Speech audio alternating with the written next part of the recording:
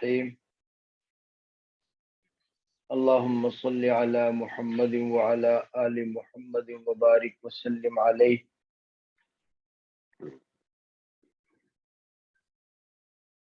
انبیاء علیہم الصلوات والتسلیمات کے متعلق بحث چل آج کے سبق میں ہے مبحث عصمت الانبیاء کہ انبیاء علیہم السلام معصوم ہوتے ہیں. معصوم کا معنی یہ ہے کہ انبیاء علیہم الصلوات والتسلیمات گناہ نہیں کرتے. صغیرہ کبیرہ ہر قسم کے گناہوں سے معصوم ہوتے ہیں، ان سے گناہ سرزد نہیں ہوتا اور نہ ہی گناہ کا کوئی ارادہ یا تصور یا خیال ان کے دلوں میں آتا ہے. تو اس کے متعلق مصنف نے جو بتایا ہے وہ بات کو سمجھ لیں. پہلی بات یہ کہ انبیاء علیہم الصلوات والتسلیمات امور شریعت اور تبلیغ احکام کے معاملے میں بالاجماع معصوم ہوتے ہیں. یعنی جو اللہ تبارک و تعالی نے احکام کی تبلیغ کا حکم دیا، شریعت کے جو احکام ہیں اس میں جھوٹ بول دیں یا غلط حکم پہنچا دیں، اس قسم کا جو گناہ ہے اس سے انبیاء معصوم ہوتے ہیں بالاجماع. اس پر اجماع ہے. شریعت کے احکام ان کی تبلیغ کے معاملے میں بالاجماع انبیاء معصوم ہوتے ہیں جھوٹ بولنے سے. نہ عمدن جھوٹ بولتے ہیں اور نہ سہون. تبلیغ احکام کے معاملے میں عمدن اور سہون وہ جھوٹ سے معصوم ہوتے ہیں. اس پر اجماع ہے. ایک بات ہو گئی. دوسری بات، شرعی احکام کے علاوہ جو باقی گناہ ہیں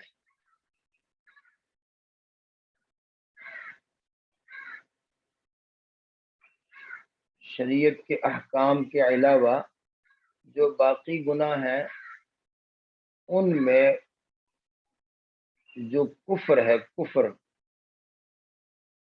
اس سے معصوم ہوتے ہیں قبل الوحی اور بعد الوحی. وحی سے پہلے بھی اور وحی کے نازل ہونے کے بعد بھی. جب اللہ تبارک و تعالی ان پر وحی اتارتے ہیں اس سے پہلے بھی اس کے بعد بھی وہ کفر سے معصوم ہوتے ہیں. اس پر بھی اجماع ہے. کفر کے علاوہ جو دوسرے گناہ ہیں ان گناہوں میں کبیرہ گناہ عمدن کرنا، کبیرہ گناہ عمدن کر لینا، اس سے بھی انبیاء محفوظ ہوتے ہیں. جمہور اہل سنت والجماعت کے نزدیک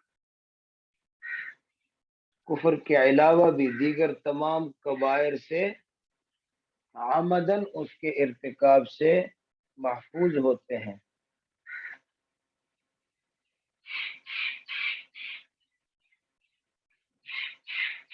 اس میں حشویہ کا اختلاف ہے. حشویہ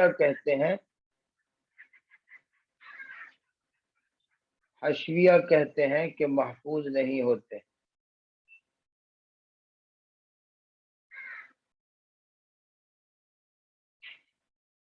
جی، حشویہ ایک فرقہ ہے، اس کی تفصیل ہم بعد میں عرض کرتے ہیں.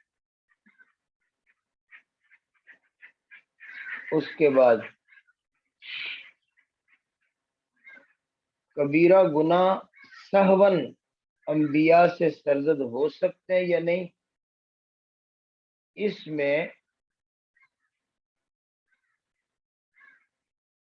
کبیرہ گناہ سہون بھول سے انبیاء سے سرزد ہو سکتے ہیں یا نہیں؟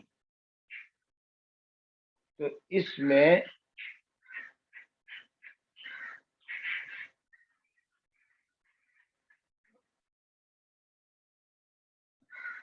اکثر کے نزدیک کبیرہ گناہ سہون سرزد ہو سکتے ہیں۔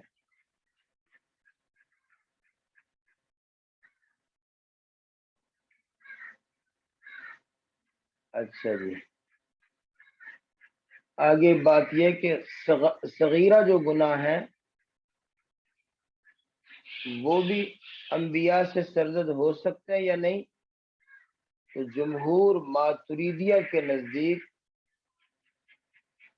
صغائر سرزد ہو سکتے ہیں، عمدن صغیرہ گناہ جمہور ماتریدیہ کے نزدیک سرزد ہو سکتے ہیں، اور سہون بھول کر صغیرہ گناہ اس پر سب کا اتفاق ہے کہ سرزد ہو سکتے ہیں۔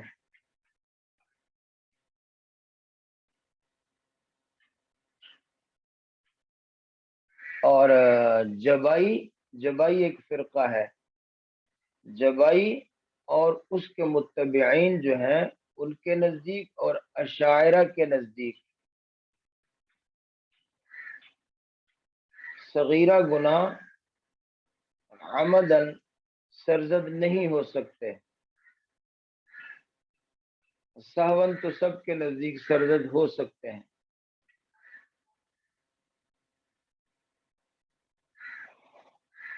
اور جو یہ کہتے ہیں ماتریدیہ وغیرہ کہ صغیرہ گناہ عمدن بھی سرزد ہو سکتے ہیں اور سہون بھی سرزد ہو سکتے، سہون تو سب کے نزدیک سرزد ہو سکتے ہیں، تو ان کا یہ استثناء کرتے ہیں کہ ایسا گناہ صغیرہ یا کبیرہ، ایسا گناہ جو حقارت اور خست پر دلالت کرتا ہے، جس کی وجہ سے لوگ ان کو حقیر اور ذلیل سمجھتے ہوں،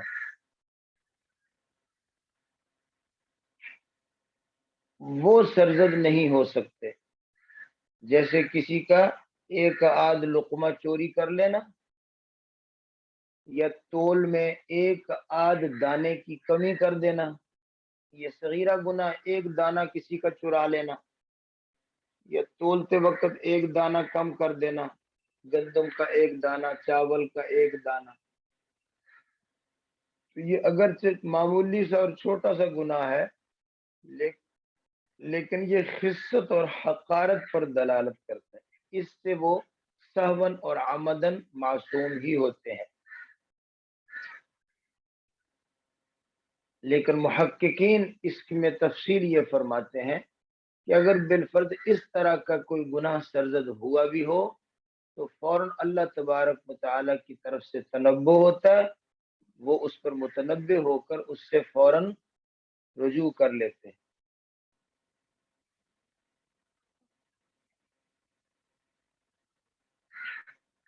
معتزلہ کے نزدیک صغیرہ کبیرہ تمام گناہوں سے انبیاء محفوظ ہوتے ہیں،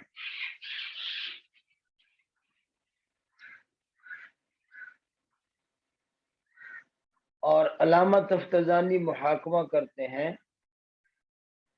کہ گناہ صغیرہ کبیرہ یہ تو بعد الوحی پتہ چلتا ہے کہ کیا گناہ ہے کیا گناہ نہیں ہے، حق بات یہ ہے کہ ایسا کوئی گناہ، ایسی کوئی حرکت جو موجب نفرت ہو، یہ جس میں اخلاقی پستی ہو، جیسے نعوذ باللہ محرمات کے ساتھ نکاح کرنا یا زنا کرنا، یا اس طرح کے کوئی اور گناہ جو اخلاقی پستی، خست اور حقارت پر دلالت کرتے ہوں، وہ ان سے انبیاء معصوم اور محفوظ رہتے ہیں، قبل الوحی بھی اور بعد الوحی بھی۔ باقی تو شریعت کے احکام آنے کے بعد ہی پتہ چلتا ہے کہ کیا منع ہے، کیا منع نہیں ہے، کیا صغیرہ ہے، کیا کبیرہ ہے۔ یہ محاکمہ پیش کر دیا علامہ تفتزانی نے۔ اور شیعہ کا مذہب یہ ہے کہ صغیرہ کبیرہ قبل الوحی بعد الوحی سب پیغمبر سے سرزد نہیں ہو سکتے، البتہ تقیہ کے طور پر کفر کر سکتے ہیں۔ یہ عجیب مذہب ہے کہ صغیرہ کبیرہ گناہ وغیرہ انبیاء سے قبل الوحی بعد الوحی سرزد نہیں ہو سکتے، نہ صغیرہ نہ کبیرہ، نہ قبل الوحی نہ بعد الوحی، نہ عمدن نہ خطأ، لیکن کفر کر سکتے ہیں بطور تقیہ کے، کیونکہ ان کے مذہب میں تقیہ بہت بڑی عبادت ہے۔ لا ایمان لمن لا تقیۃ لہ، جو تقیہ نہ کرے وہ ایمان ہی نہیں اس کا۔ تقیہ اس کو کہتے ہیں کہ دل میں ایمان ہو، زبان پر کفر کا کلمہ بول لیں۔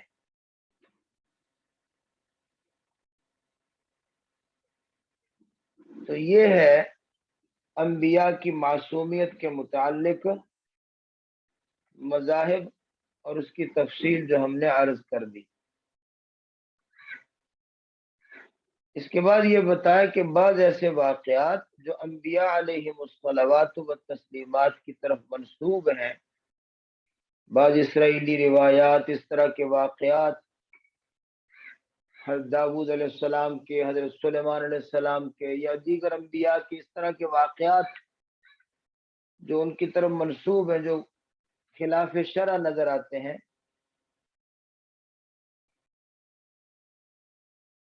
تو علامہ تفتزانی کہتے ہیں جو تو منقول ہیں بطور خبر واحد کے، فمردود، وہ مردود ہیں، اور جو منقول بطریق تواتر ہیں اس کی ہم تعویل کریں گے کہ ظاہری معنی نہیں ہوگا، کوئی اور معنی ہوگا، یا ان کو ترک اولا پر محمول کریں گے کہ اللہ تبارک و تعالی نے کسی ترک اولا پر ان کو متنبع کیا یا ڈانٹ دیا کہ ایسے مت کرو، اور ان کو استغفار کا حکم دیا اور انہوں نے استغفار کیا، تو اس کو انبیاء کے حق میں ذنب یا گناہ کہا گیا، کوئی ترک اولا ان سے ہوا ہو، تو یہ ہو سکتا ہے۔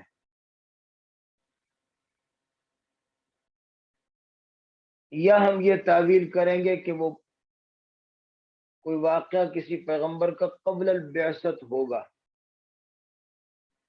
بعثت کے بعد انبیاء سے کوئی بھی گناہ سرزد نہیں ہو سکتا، تو یا تو خبر واحد ہونے کی وجہ سے اس کو ہم رد کر دیں گے، یا خبر متواتر ہے تو اس کی تعویل کر لیں گے کہ یا ترک اولا پر محمول ہے یا قبل البعثت پر محمول ہے۔ یہ تفصیل ہے جو بتائی گئی ہے۔ اب ترجمہ دیکھ لیں۔ ترجمے سے پہلے یہ بتا دیں کہ اس میں ایک حشویہ فرقے کا ذکر آ رہا، حشویہ فرقہ جو جمہور کے ساتھ ان کا اختلاف ہے کہ کبیرہ گناہ جمہور کے نزدیک انبیاء سے سرزد نہیں ہو سکتے، کبیرہ گناہ جان بوجھ کر عمدن، حشویہ کہتے ہیں ہو سکتے ہیں سرزد۔ حشویہ کون سا فرقہ ہے؟ تو اس کے متعلق مختلف باتیں بتائی۔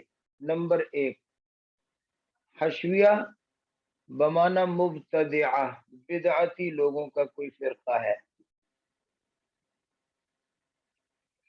نمبر 2، حشویہ بمعنی مجسمہ، یہ بھی ایک فرقہ گزرا ہے، جیسے جبریہ، قدریہ، اس طرح ایک فرقہ تھا مجسمہ، اللہ تبارک و تعالی کو بھی وہ ذی جسم جانتے ہیں کہ اللہ کبھی اس طرح جسم ہے، اعضاء ہیں جیسے بندوں کے ہوتے ہیں، نعوذ باللہ من ذالک۔ بعض نے کہا کہ یہ حشویہ فرقہ حشا سے ماخوذ ہے، حشا کا معنی ہوتا ہے کنارہ۔ حضرت حسن بصری رحمہ اللہ تعالی نے کچھ لوگوں کو اپنی مجلس سے ناراض ہو کر اٹھا دیا اور کہا کہ جاؤ دفع ہو جاؤ، ادھر پیچھے جا کے بیٹھ جاؤ، کنارے پر بٹھا دیا ان کو۔ تو وہ لوگ ہیں، ان کو حشویہ کہتے ہیں۔ بعض نے یہ تعویل کی ہے، یہ معنی بتایا۔ بعض نے کہا کہ حشف فضول کلام کو کہتے ہیں، الکلام الفضول کو کہتے ہیں حشون، تو فضول باتیں کرنے والے حشویہ کہلاتے ہیں۔ بعض نے کہا کہ خراسان میں کوئی بستی ہے جس کا نام حشا ہے، وہاں کے رہنے والے حشویہ۔ بہرحال ہم اس کا معنی کریں گے جہلا اور بدعتی لوگ۔ ترجمہ دیکھیں جی، وَكُلُّهُمْ كَانُوا مُخْبِرِينَ مُبَلِّغِينَ عَنِ اللَّهِ تعالی، اور سارے کے سارے انبیاء خبریں دینے والے اللہ تبارک و تعالی کی طرف سے، مبلغ تبلیغ کرنے والے ہیں، کیونکہ یہی مقصد ہے نبوت اور رسالت کا، لأن هذا معنی النبوت والرسالت، نبوت اور رسالت کا یہی مقصد ہے کہ اللہ تبارک و تعالی کی طرف سے احکام پہنچاتے ہیں، اور احکام پہنچانے میں صادقین ناصحین للخلق، سچ بولتے، کبھی جھوٹ نہ بولتے، اور ناصحین للخلق، اور مخلوق کے لیے خیر خواہی کرنے والے۔ لئلا تبطل فائدۃ البعثۃ والرسالۃ، ناصحین اس لیے کہا، صادقین اس لیے کہا، صادقین ناصحین، تاکہ بعثت اور رسالت کا فائدہ باطل نہ ہو جائے۔ اگر وہ جھوٹ بولتے ہوں یا امت کے خیر خواہ نہ ہو تو پھر ان کی تبلیغ اور بعثت کا کیا فائدہ، ان کی رسالت اور بعثت کا فائدہ ہی باطل ہو جاتا ہے۔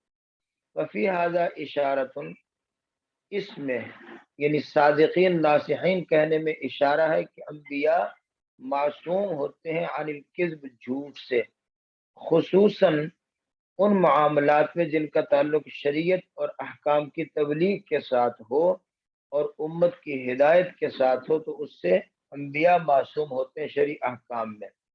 عمدن بالاجماع، معصوم ہے کہ عمدن جھوٹ بولے شرعی احکام میں، اور سہون شرعی احکام میں جھوٹ بولے تو اکثر کے نزدیک اس میں بھی معصوم ہے۔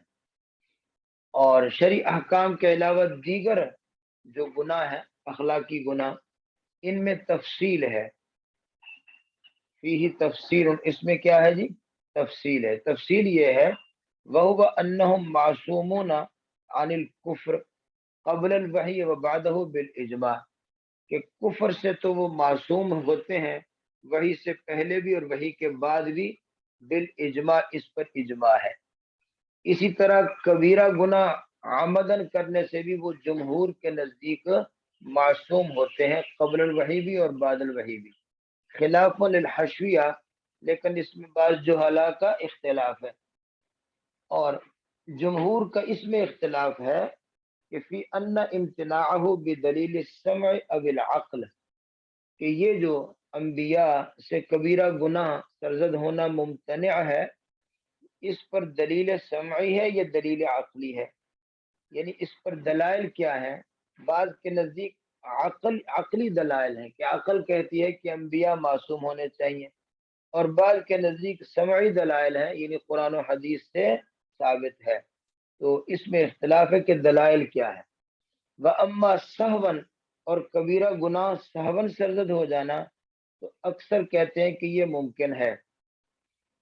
وَأَمَّا الصَّغَائِرُ، البتہ صغیرہ گناہ تو جمہور کے نزدیک عمدن بھی سرزد ہو سکتے ہیں، یعنی ماتریدیہ کے نزدیک، جمہور سے مراد ماتریدیہ، خلافا للجبائی و اتباعہ، جبائی فرقہ ہے اور اس کے جو تابع دار وہ، اور اشاعرہ بھی اس میں ان کے ساتھ ہیں، ان کا اختلاف ہے، وہ کہتے ہیں کہ عمدن صغیرہ گناہ بھی سرزد نہیں ہو سکتے، اور سہون صغیرہ گناہ بالاتفاق، سب کا اتفاق ہے اس میں، جبائی، اشاعرہ، ماتریدیہ، سب کے نزدیک صغیرہ تو سرزد ہو سکتے ہیں سہون، لیکن ایسے گناہ ما یدل علی الخست، جو حقارت اور خست پر دلالت کرتے ہوں، جیسے ایک لقمہ چوری کر لینا، والتطفیف بحبہ، یا ایک دانہ جو ہے وہ تول میں کم کر دینا، اس طرح کے گناہ چاہے صغیرہ بھی ہو اس سے محفوظ ہوتے انبیاء سب کے نزدیک۔ لیکن محققین نے شرط لگائی ہے کہ این ینبہ علیہ، کہ اللہ کی طرف سے ان کو متنبع کر دیا جاتا ہے، اگر کبھی ان سے کچھ ہو بھی جائے صغیرہ تو اللہ تعالیٰ متنبع کرتے ہیں اور وہ اس پر متنبع ہو جاتے ہیں۔ تو یہ تنبع کا معاملہ یہ بعد الوحی ہو سکتا ہے، ھذا کلہ بعد الوحی، اور یہ سب کا سب بعد الوحی ہے۔ لیکن قبل الوحی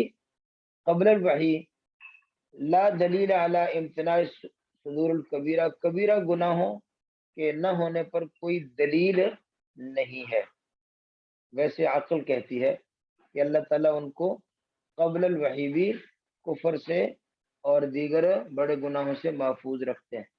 معتزلہ کہتے ہیں کہ کسی قسم کے گناہ چھوٹے بڑے وہ نہیں کر سکتے قبل الوحی نہ بعد الوحی، جو کہ اس لیے، ہاں کیوں، اس لیے لأنہا توجب النفرت، کیونکہ گناہوں سے نفرت آ جاتی ہے اور وہ نفرت ان کی اتباع سے مانے ہوگی، لہذا ان کی بعثت کی مصلحت فوت ہو جائے گی، لہذا وہ صغیرہ کبیرہ عمدن سہون قبل الوحی بعد الوحی وہ نہیں کرتے۔ والحق، اور حق بات یہ محاکمہ کر دیا، حق بات یہ ہے کہ وہ گناہ جو موجب نفرت ہیں، جیسے کعہر الامہات، جیسے ماں کے ساتھ بدکاری کرنا، والفجور، یا اس کے علاوہ اور جو فجور کہلاتے بے حیائی کے کام، یا صغیرہ گناہ جو دلالت کرتے ہو خست پر، وہ تو منع ہے، وہ نہیں کر سکتے نہ قبل الوحی نہ بعد الوحی۔ اور شیعہ نے منع کیا، شیعہ کہتے ہیں کہ صغیرہ کبیرہ قبل الوحی بعد الوحی سب منع ہے، نہیں کر سکتے، لیکن وہ جائز کہتے ہیں کہ کفر کا اظہار کر سکتے ہیں تقیتاً، بطور تقیہ کے۔ اذا تقرر ھذا، جب یہ ساری بات مقرر ہو گئی، یعنی آپ سمجھ گئے، تو اب یہ سمجھو کہ جو بھی انبیاء علیہم السلام کے متعلق کچھ ایسی باتیں منقول ہیں جس میں کذب یا معصیت کا کچھ شائبہ ہوتا ہے، تو اس کے متعلق فما کان منقول بطریق الاحاد، جو تو کوئی خبر واحد کے طریق سے منقول ہے، فمردود، اس کو تو ہم کہیں گے کہ یہ مردود ہے، اس کو رد کر دیتے ہیں۔ اور جو کوئی حدیث متواتر وغیرہ سے منقول ہے، فمصروف عن ظاہرہ، تو اس کو ظاہری معنی سے ہٹا دیتے ہیں، اس میں تعویل کرتے ہیں۔ ان امکنا، اگر کوئی دوسرا معنی ممکن ہو، یا پھر دوسرا ہم یہ جواب دیتے ہیں کہ وہ ترک اولا کی وجہ سے اللہ نے کوئی ذنب کہا ہو اس کو، یا بعثت سے پہلے کا کوئی واقعہ ہو اللہ نے اس کو گناہ کہا ہو، تو وہ ہو سکتا ہے۔ وتفصیل ذالک فی الکتب المبسوطہ، اور اس کی باقی تفصیل جو ہے وہ بڑی بڑی کتابوں میں ہے، کہ اللہ تعالیٰ نے انبیاء کو کئی جگہ کہا نا کہ وَاسْتَغْفِرْ لِذَنْبِكَ، آپ اپنے گناہ سے توبہ کریں، تو ذنب سے کیا مراد ہے؟ ترک اولا مراد ہے، یا کوئی قبل البعثت کوئی ذنب مراد ہے، یا کیا مراد ہے؟ تو وہ تفصیل بڑی کتابوں میں ہے۔ یہ تو تھا انبیاء کی عصمت کا باب۔ آگے ہے نبینا محمد صلی اللہ علیہ وسلم افضل الانبیاء، ہمارے پیغمبر حضرت محمد صلی اللہ علیہ وسلم تمام نبیوں سے افضل ہے۔ جب آپ سب تمام نبیوں سے افضل ہیں تو آپ کی امت بھی تمام امتوں سے اعلیٰ ہے، اس کو بیان کیا، اور اس کی دلیل یہ لائے کہ جناب رسول اللہ صلی اللہ علیہ وسلم نے ارشاد فرمایا، انا سید ولد آدم، کہ میں تمام ولد آدم کا، اولاد آدم کا سردار ہوں، ولا فخر علی، اور اس میں مجھے فخر نہیں، اللہ کا انعام ہے۔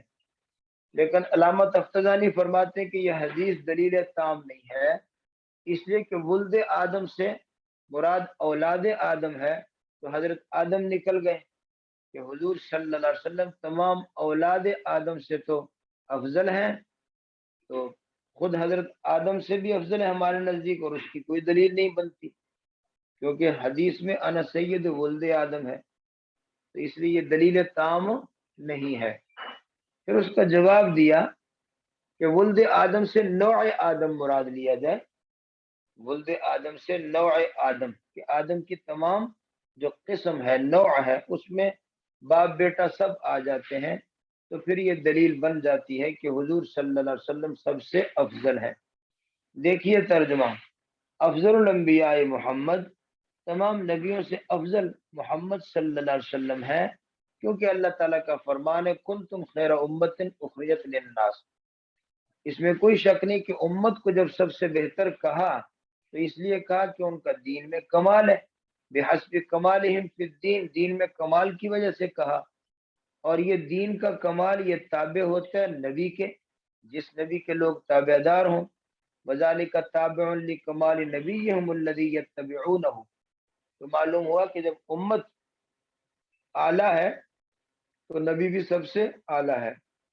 اور دوسرا حدیث سے استدلال، انا سید ولد آدم ولا فخر علی، یہ استدلال ضعیف ہے، اس لیے کہ اس حدیث میں پھر دلالت نہیں آتی کہ حضور صلی اللہ علیہ وسلم آدم سے بھی افضل ہوں۔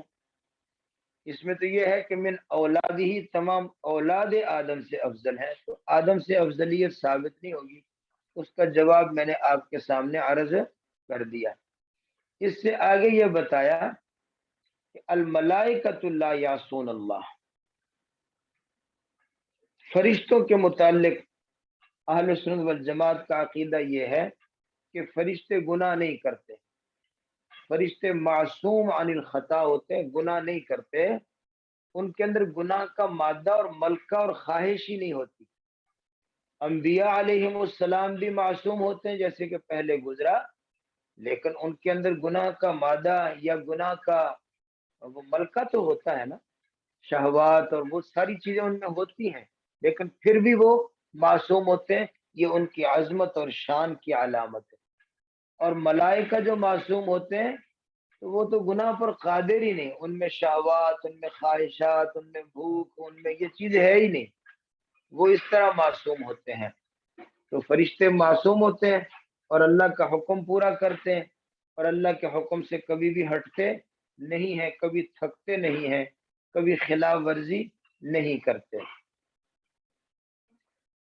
اور فرشتوں کے متعلق یہ جو مشرکین نے عقیدہ بنایا کہ فرشتے خدا کی بیٹیاں ہیں، یہ بات بہت بڑا ظلم ہے اور اللہ کی شان میں بہت بڑی یہ جسارت اور بہت بڑا کفر اور شرک ہے، اس لیے کہ ولا یوصفون بذکورۃ ولا انوثۃ، ان میں مذکر اور مؤنث ہونا، کہ کوئی فرشتے مذکر ہوں کچھ مؤنث ہوں، پھر ان کا آپس میں سلسلہ توالد تناسل وغیرہ یہ نہیں ہے، نہ ان میں ذکورت انوثت ہے، نہ ان میں سلسلہ توالد تناسل ہے۔ تو یہ ہے فرشتوں کے متعلق عقیدہ۔ یہودی یہ کہتے ہیں، یہودیوں کا یہ عقیدہ ہے کہ فرشتے گناہ کرتے ہیں اور گناہ کرنے کی وجہ سے ان کی شکلیں مسخ ہو جاتی ہیں، پھر اللہ ان کو کچھ اور سے اور بنا دیتا ہے، تو یہ بھی فرشتوں کی شان میں غلط بات اور باطل ہے اور گستاخی ہے۔ البتہ جو ابلیس کا تذکرہ ہے کہ اللہ فرماتے ہیں کہ تمام فرشتوں نے سجدہ کیا الا ابلیس، ابلیس نے نہیں کیا، تو اس پر بحث ہے کہ ابلیس جو ہے اس کا استثناء کیوں کیا۔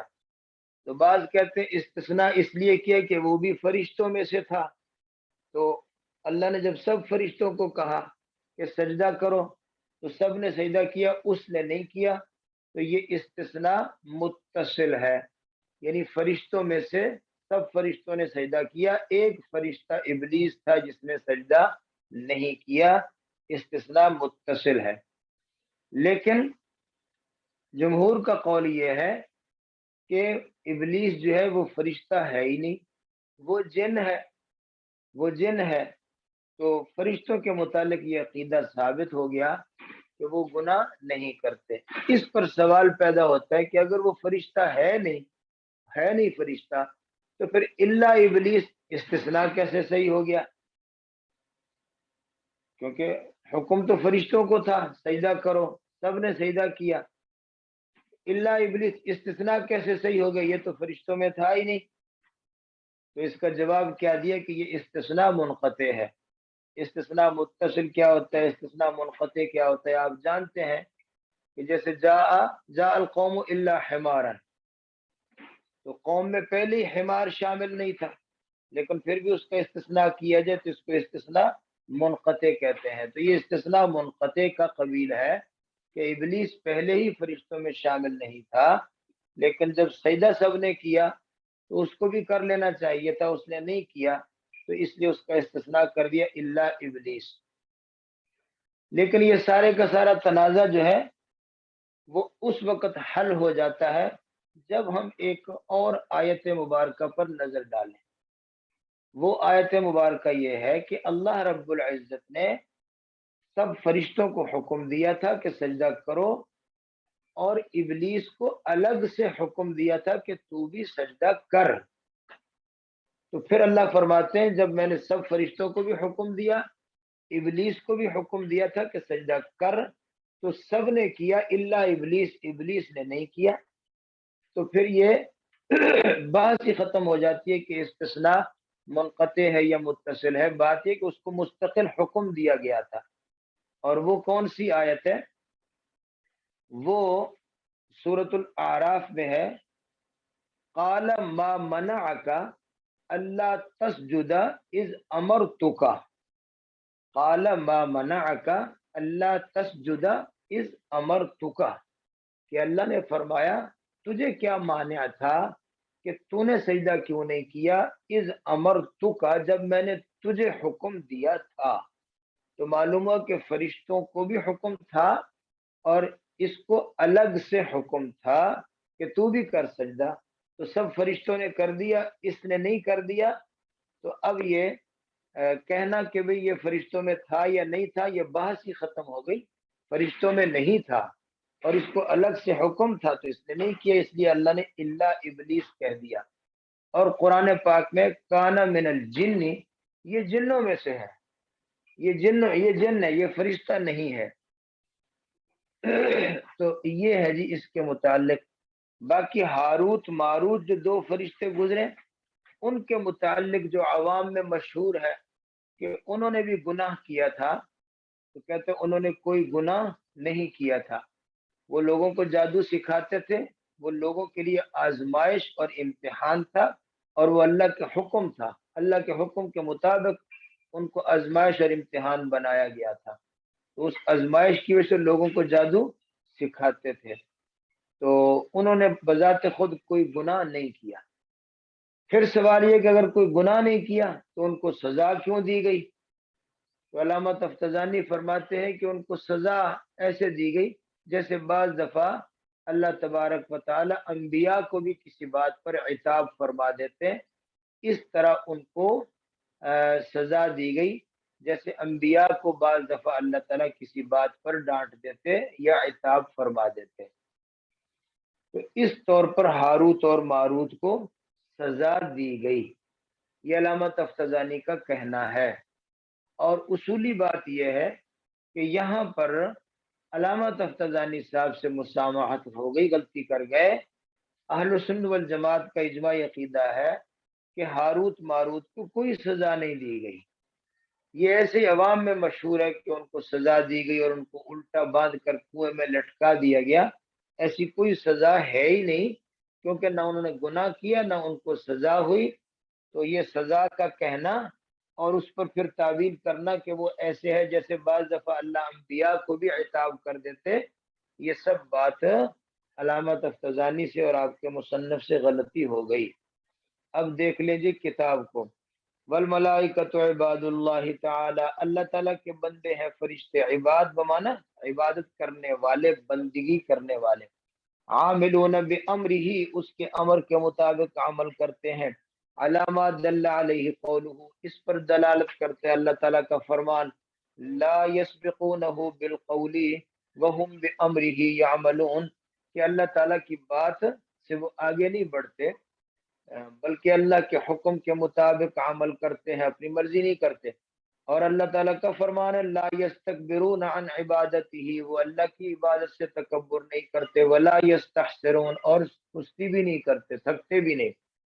اور انبیاء ملائکہ کے متعلق یہ فرمایا لا یوصفون بذکورۃ ولا انوثۃ، ان میں مذکر اور مؤنث کی وصف نہیں ہوتی۔ اذ لم یرد بذلک نقل، اس لیے کہ اس کی کوئی نقل، کوئی حدیث، کوئی آیت وارد نہیں ہوئی کہ وہ مذکر یا مؤنث ہوتے ہیں۔ ولا دل علیہ عقل، اور نہ عقل اس بات پر دلالت کرتی ہے کہ ان میں کوئی مذکر مؤنث ہوں۔ وما زعم عبدۃ الاصنام، اور جو بت پرست لوگوں کا یہ عقیدہ ہے کہ انہم بنات اللہ، کے فرشتے اللہ کی بیٹیاں ہیں، محال باطل، یہ عقیدہ غلط اور باطل ہے۔ وہ افراط فی شانہم، اور یہ فرشتوں کی شان میں بہت بڑا ظلم ہے۔ کما ان قول الیہود، جیسے یہودیوں کا یہ کہنا کہ یہ فرشتے ایک ایک کر کے غلطیاں بھی کرتے رہتے ہیں، قد یرتکب الکفر، کبھی کفر کا ارتکاب کر لیتے ہیں، اور پھر اللہ تعالیٰ ان کی شکل مسخ کرنے کا عذاب بھی دیتا ہے۔ تفریط و تقصیر فی حالہم، یہ بھی بہت بڑی زیادتی اور ان کی شان میں بہت بڑی کوتاہی کی بات ہے، یہ بھی غلط ہے۔ فَإِنْ قِيلَ، اگر کوئی کہے کہ ابلیس نے کفر نہیں کیا، وہ بھی تو فرشتوں میں سے تھا، تم کیسے کہتے کہ فرشتے کفر نہیں کر سکتے؟ وَكَانَ مِنَ الْمَلَائِكَةِ، وہ بھی تو فرشتوں میں سے تھا۔ تو بدلیل صحت استثنائہ منہم، اگر ہم اس کا استثناء صحیح بھی مان لیں، استثناء متصل بھی مان لیں، یا استثناء متصل یا منقطع کوئی بھی استثناء اگر مان بھی لیں، تو ہم کہتے ہیں نہیں نہیں، ابلیس جو ہے وہ تو جنوں میں سے ہے۔ فَفَسَقَ عَنْ أَمْرِ رَبِّهِ، اس نے اپنے رب کے حکم سے نافرمانی کی ہے۔ لیکن پھر اس کو استثناء کیسے کیا، فرشتوں سے استثناء کیسے کیا؟ تو ہم اس کا جواب دیتے ہیں کہ وہ اصل میں عبادت کے معاملے میں فرشتوں کے اندر اس کا شمار تھا۔ کان فی صفت الملائکۃ فی باب العبادہ، عبادت کے معاملے میں اس کا شمار بھی فرشتوں میں تھا۔ اللہ نے کہا فرشتوں سجدہ کرو، تو شمار کی وجہ سے اس کو بھی حکم تھا۔ ورفعت الدرجۃ، اور درجہ بلند ہونے کی وجہ سے اس کا شمار تھا، اس لیے استثناء صحیح ہو گیا۔ وَكَانَ جِنِّيًّا وَاحِدًا مَغْمُورًا فِيمَا بَيْنَهُمْ، اور وہ جن تھا، اکیلا جن تھا، اور ان کے درمیان میں شمار ہوتا تھا، شمار مغموراً فیما بینہم، ان کے درمیان میں رہتا تھا، شمار ہوتا تھا۔ صح استثناءہ منہم تغلیباً، تو تغلیباً استثناء صحیح ہے۔ یہ تو انہوں نے کہا، میں نے آپ کو بتا دیا کہ اصل میں اس کو الگ سے حکم تھا، اس آیت پر نظر نہیں ڈالتے، اس بحث میں پڑ جاتے ہیں کہ استثناء صحیح ہے یا نہیں۔ اس آیت پر نظر ڈالیں تو پھر آپ کو سمجھ آ جائے گی کہ جب اس کو مستقل حکم تھا تو سجدہ کرنے والوں سے استثناء کی یہ وجہ ہے۔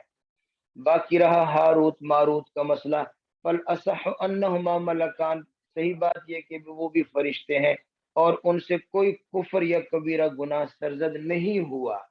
باقی جو ان کو عذاب ہوا یہ اس طریقے پر ہوا جیسے اللہ تعالیٰ کبھی کبھی نبیوں کو بھی عتاب کر دیتے علی الذلۃ والسہوۃ، کسی کوتاہی کی وجہ سے یا کسی بھول کی وجہ سے اللہ نبیوں کو بھی عتاب کر دیتے، تو اللہ نے ان کو بھی اس طور پر سزا دے دی۔ لیکن میں نے بتایا کہ سزا کوئی نہیں دی، یہ ایسے عوام کا جھوٹ ہے۔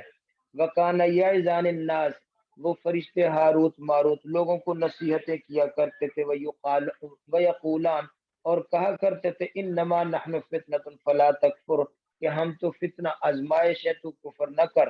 ولا کفر فی تعلیم السحر، اور یہ جادو سیکھنے سکھانا کوئی کفر ہے نہیں، بلکہ اس کا اعتقاد کرنا اور اس پر عمل کرنا کفر ہے، اس لیے انہوں نے کفر نہیں کیا۔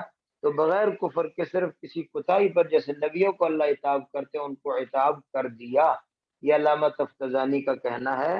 ہم نے آپ کو بتا دیا کہ عتاب بھی کوئی نہیں کیا، یہ سب جھوٹ ہے کہ ان کو الٹا لٹکایا ہوئے کنویں میں، بلکہ وہ تو اللہ کے فرشتے تھے، اللہ کے حکم سے آئے تھے، لوگوں کو جادو وغیرہ سکھاتے تھے بطور امتحان اور آزمائش کے، بتا بھی دیتے تھے کہ یہ کفر ہے مت کرو، جو کہتا تھا کرنا ہے کفر اس کو سکھا دیتے تھے، جو کہتا نہیں کرنا وہ بچ جاتا تھا۔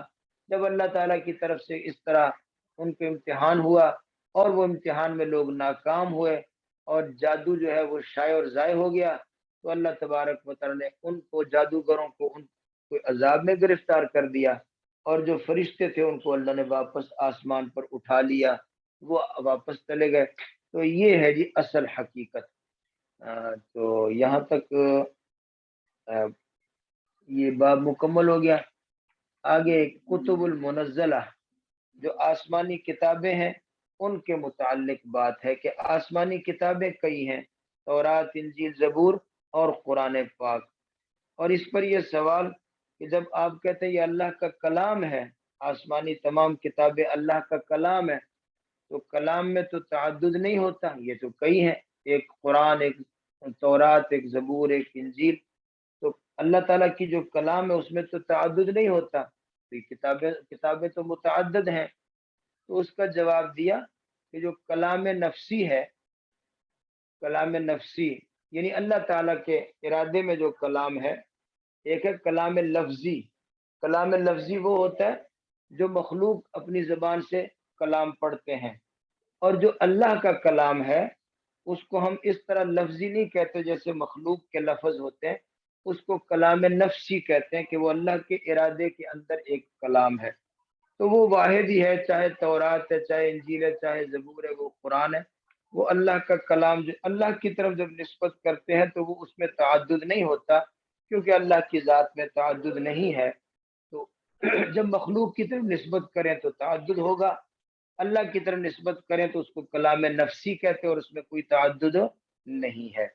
پھر یہ بتائیں کہ جس طرح قرآن پاک میں آپ جانتے ہیں کہ کئی صورتیں دوسری صورتوں سے بلحاظ ثواب کے افضل ہیں، جیسے صورت یاسین افضل ہے، اور صورت قل هو اللہ شریف ثلث القرآن ہے، اس طرح کوئی صورتیں بعض دوسری صورتوں سے افضل ہیں، اسی طرح ان تمام کتب میں قرآن پاک جو ہے وہ باقی تمام کتب سے افضل ہے، اور اس افضل ہونے کی وجہ سے باقی تمام کتب کو منسوخ کر دیا گیا، بلحاظ قرات کے بھی اور بلحاظ احکام کے بھی، بلحاظ تلاوت کے، بلحاظ لکھنے کے، بلحاظ احکام کے، باقی منسوخ ہیں، اور قرآن پاک کی تلاوت بھی باقی ہے، کتابت بھی باقی ہے، اور احکام بھی باقی ہیں قیامت تک۔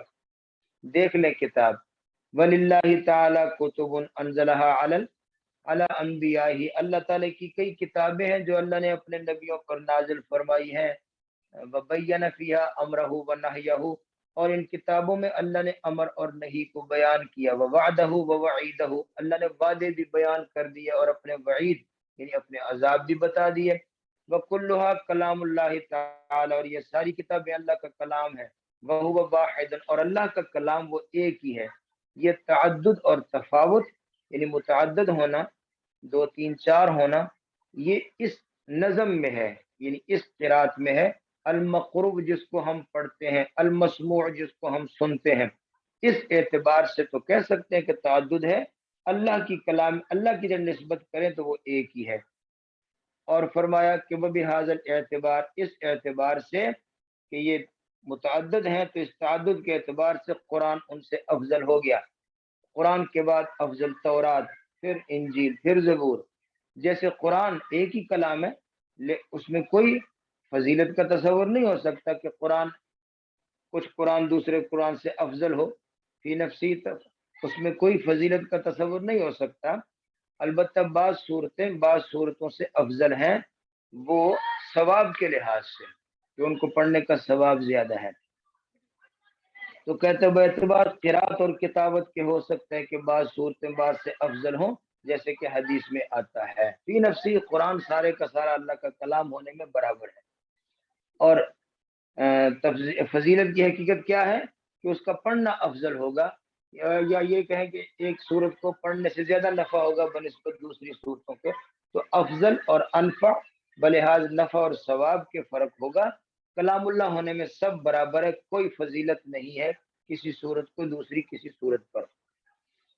ہاں جی، او ذکر اللہ تعالیٰ فیہ اکثر، یا کسی صورت میں اللہ کا ذکر زیادہ ہے، اس لیے اس صورت کو افضل کہہ دیا۔ باقی آخری بات ثم الکتب، باقی ساری کتابیں قد نسخت بالقرآن، قرآن پاک سے منسوخ ہو گئی ہیں، تلاوت بھی کتابت بھی، اور ان کے بعض احکام بھی۔ بعض احکام پچھلی کتابوں کے وہ باقی ہیں جو اس قرآن میں آ گئے ہیں تو وہ باقی ہوں گے، ورنہ باقی سب احکام اور ان کی کتابت اور تلاوت منسوخ ہے۔ صرف قرآن پاک کی تلاوت بھی باقی ہے، کتابت بھی باقی ہے، احکام بھی سارے کے سارے باقی ہیں۔ سبحان ربک رب العزت عما یصفون وسلام علی المرسلین والحمد للہ رب العالمین۔ اللہم آمین برحمتک یا ارحم الراحمین۔ آج شروع میں آپ کو شاید کچھ منٹ انتظار کرنا پڑا،